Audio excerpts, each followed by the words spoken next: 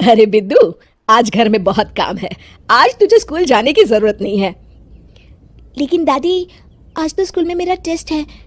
अरे एक दिन स्कूल नहीं जाएगी तो ऐसी कौन सी तेरी कलेक्टर की पढ़ाई छूट जाएगी। वैसे भी मैं देख रही हूँ आजकल तो बड़ी ढीठ हो गई है। अपनी दादी की बातें सुनकर बिंदु नाराज हो जाती है।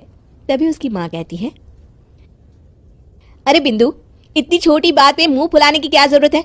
दादी बिल्कुल सही कह रही हैं। लड़कियों को तो घर के काम काज सीखना चाहिए।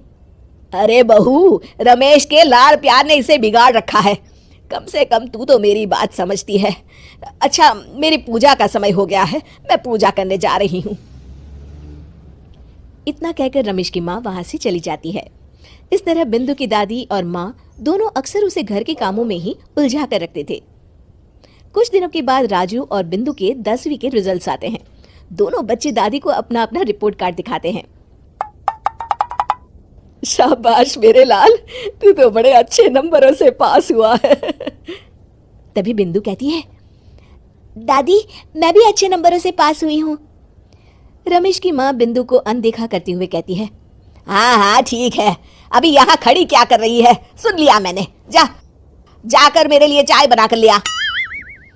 बिंदु उदास होकर चाय बनाने किचन में चली जाती है। तभी राजू कहता है, दादी मैं क्रिकेट के कोचिंग सेंटर में एडमिशन लेना चाहता हूँ। अरे वाह राजू बेटा, ये तो तूने बड़ी अच्छी बात कही। तू कल ही अपना एडमिशन करा ले, जितनी भी फीस होगी मैं दे दूंगी। अरे एक दिन मेरा पोता विराट कोहली बनेगा। इस तरह अक्सर रमेश की माँ अपनी पोती बिंदु के साथ दुर्व्यवहार करती थी। कुछ दिनों के बाद रमेश की माँ और उसकी पत्नी दोनों सास बहू मिलकर राजू का एडमिशन अच्छे स्कूल में करवा देते हैं, लेकिन बिंदु का एडमिशन नहीं करवाते। इस बात से नाराज होकर बिंदु अपनी दादी से कहती है, लेकिन दादी मुझे भी आगे की पढ़ाई करनी है। अरे क्या करेगी आगे की पढ़ाई लिखाई करके, हैं? आज से ये पढ़ाई का भूत अपने दिमाग से उतार दे। इतना कहकर रमेश की माँ वहां से चली जाती है।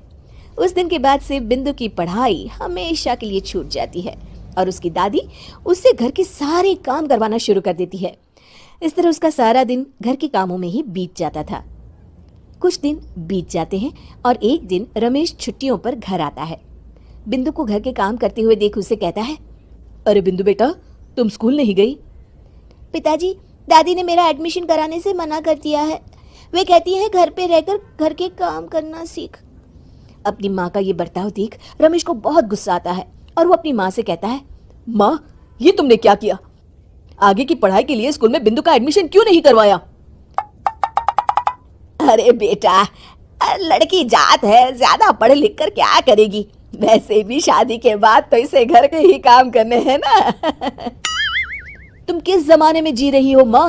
अगर कल्पना चावला के घर वाले भी तुम्हारी सोच के होते तो क्या वो पूरी दुनिया में हिंदुस्तान का नाम रोशन कर पाती? इसका स्कूल छुड़वाकर तुम इसका भविष्य बर्बाद कर रही हो, लेकिन मेरे रहते ऐसा नहीं होगा।